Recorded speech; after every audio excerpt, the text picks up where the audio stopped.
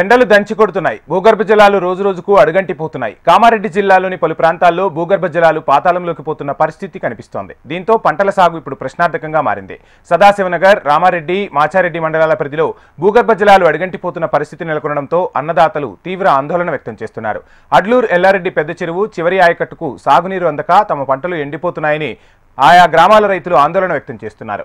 ఒకవైపు భూగర్భ జలాలు అడుగంటిపోవడంతో బోరుబావుల నుంచి నీరు రాకపోవడంతో రైతన్నల ఆవేదన వర్ణనాతీతంగా కనిపిస్తోంది.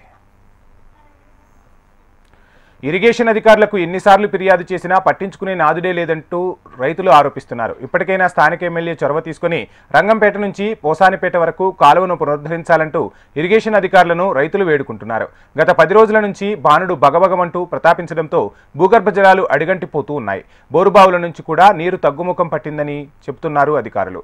ప్రస్తుతం వరి పంట పొట్టదశలో ఉండడంతో నీరందక పంటలు ఎండిపోతున్నాయని రైతులు ఆవేదన వ్యక్తం చేస్తున్నారు. మా పోసన్పేట గ్రామంలో బోర్లన్నీ అడుగంటి భూగర్భ జలాలు పోయి బోర్లు కూడా వేయడం జరుగుతుంది. 300-400 ఫీట్లు వేసిన పైకి నీళ్లు రాక నానా తంటాలు పడి అప్పుల పాలయ్యే పరిస్థితికి వచ్చింది మాది. కాబట్టి మాకు గతంలో జనవరిలో వడ్లూరు, ఎల్లారెడ్డి పెద్ద చెరువు నుంచి మా గ్రామానికి 110 ఎకరాల తైబంది కూడా ఇరిగేషన్ ఏఈ, ఎంఆర్ఓ వారి అధికారుల ఆధ్వర్యంలో తైబంది పెట్టడం జరిగింది.